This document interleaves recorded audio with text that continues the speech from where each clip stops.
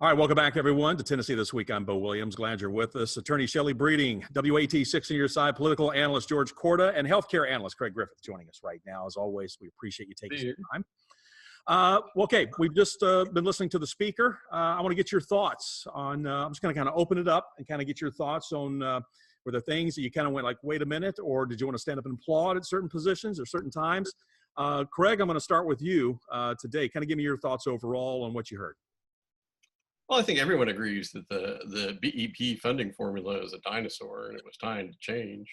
And Governor Lee took the bull by the horn and did this instead of waiting for some court to come up with an idea as to how we should fund our schools. But of course, the proof's in the pudding. It's the details of how this gets executed. Even though we do put $1 billion more into education, Tennessee still ranks in the 40s amongst states in per capita education spending. So there's a lot to make up. And as Speaker Sexton said, next session, they'll work on education again, as it's their biggest component of spending in state government. So I think that in the sentencing bill, I tend to agree with the analysis from the governor, the letter he wrote to Sexton and McNally about his objections to the law. But I think that this is an election year, and people in the House and Senate were looking for a crime bill that they could stand on when they're running for re-election, and that's what they passed. Shelley, you go along with that? I mean, as far as some of the things that Craig was pointing up, or was there something else that really stuck out to you?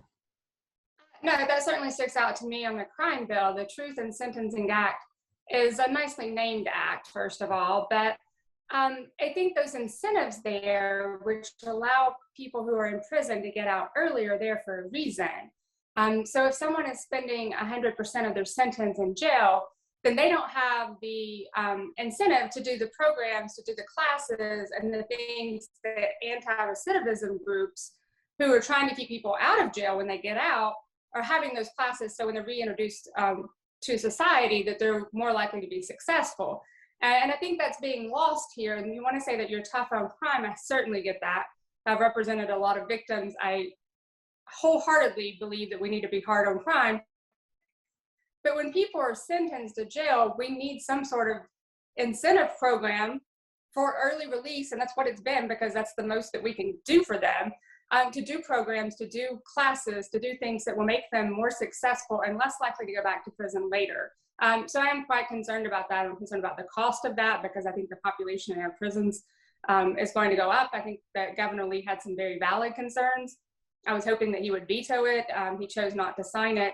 Again, I understand that's not politically popular opinion, but in reality, we need those things that were in place there.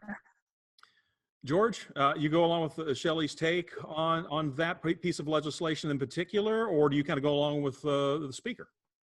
Well, when I was a newspaper reporter, I interviewed the warden of a prison. And when I was a state spokesman for Tennessee, I used to handle emergency situations with the media when they had disturbances, riots, shootings, what have you, in prisons.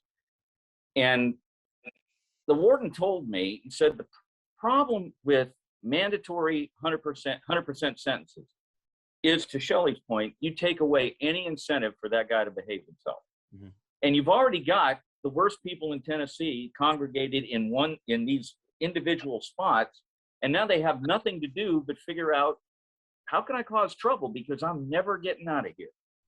And that is a major consideration, and it is indeed.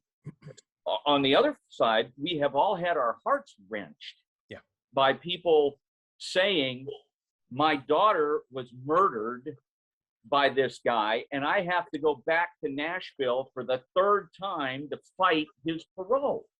And so that you've got this push and pull of emotions and reality and numbers and costs and whatever. And what happens is, it's like within schools across the country are in a shambles, and have been. It's not just COVID. I've mentioned this before. About 35% of fourth graders are reading at fourth grade level. And so you want, and every new administration in every state, there are new programs to correct the problem, and it never gets corrected. So let's see what happens with this one. With respect to the justice bill, it'll get changed again down the road. It's just a matter of time.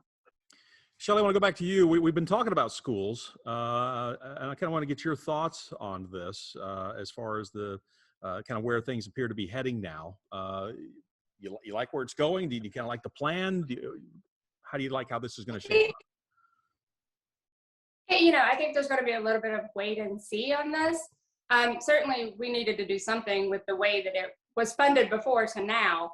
What I don't like about this plan is that it funds vocational education about 10 times as much as it funds literacy for early elementary kids. I am all for vocational training. My dad was a coal miner, and I think that there should be money put there, but we cannot spare the literacy programs for early elementary kids at the cost of funding vocational kids and older high school. So I wish that there had been more money put into early elementary literacy in this program. All right, I tell you what, everybody hold your thoughts for a second. We're going to have some more topics. We're going to talk about it. We got to go to the break, but stay with us. More of Tennessee This Week in January.